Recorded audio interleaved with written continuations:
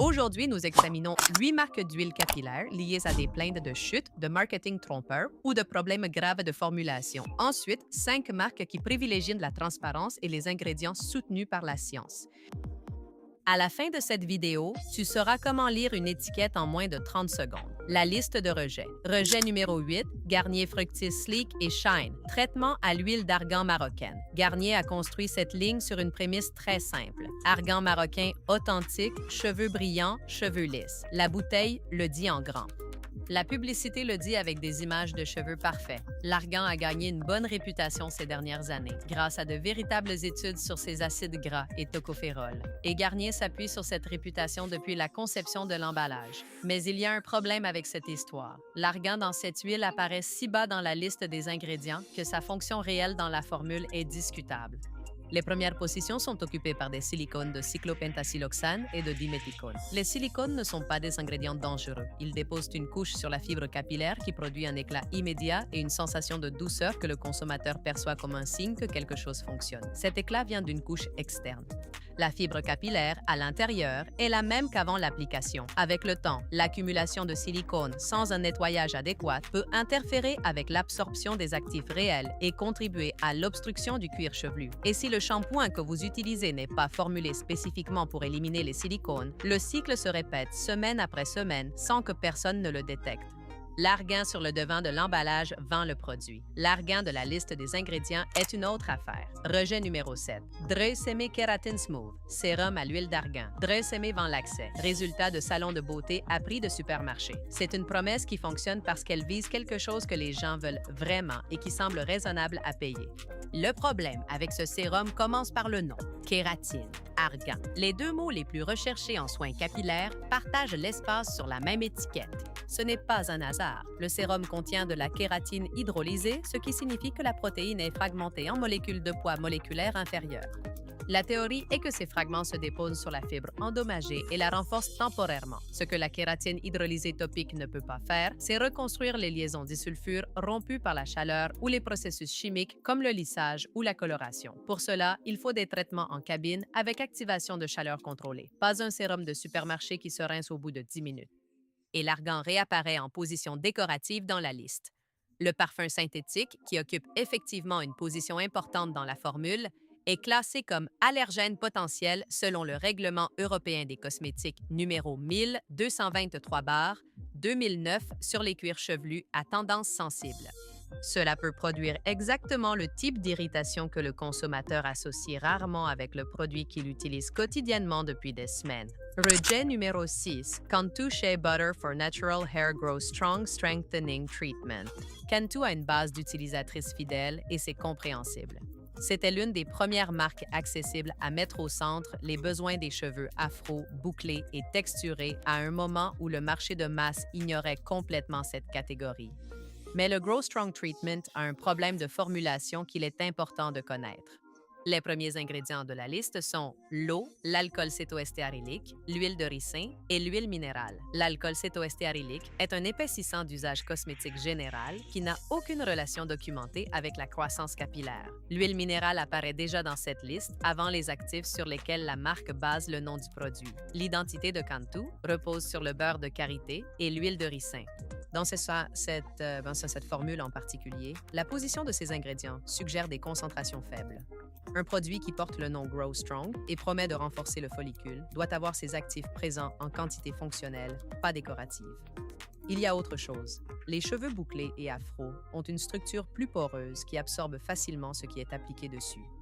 Une huile minérale en haute concentration sur ce type de cheveux peut sceller la fibre, mais bloque également l'hydratation nécessaire pour maintenir l'élasticité et éviter la casse lors de la manipulation quotidienne. Rejet numéro 5. Hollywood Beauty Castor Oil. L'huile de ricin a un véritable soutien scientifique. Son composé actif, l'acide ricinoléique, a été étudié dans des travaux publiés dans le Journal of Cosmetic Science, où ses propriétés anti-inflammatoires et son effet sur la microcirculation du cuir chevelu sont documentés. Celui qui achète Hollywood Beauty recherche spécifiquement ce composé. Dans plusieurs formulations de cette marque, l'huile minérale joue un rôle structurel beaucoup plus important que l'huile de ricin qui apparaît sur l'étiquette. L'huile minérale recouvre la fibre capillaire et produit une apparence d'humidité sans la fournir. À faible concentration, elle ne cause pas de dommages, mais le consommateur qui choisit ce produit le fait pour l'acide ricinoléique. Et dans la formule réelle, cet acide ricinoléique joue un rôle secondaire. Rejet numéro 4, OGX Renewing Plus Argan Oil of Morocco. OGX a construit son identité sur une seule promesse, qualité professionnelle à prix de pharmacie. Les étiquettes présentent des images de luxe et l'argan apparaît comme l'ingrédient principal de chaque ligne. La plus grande controverse autour de OGX a tourné autour du DMDM idantoïne, un conservateur qui libère du formaldéhyde de manière progressive en se décomposant dans le flacon.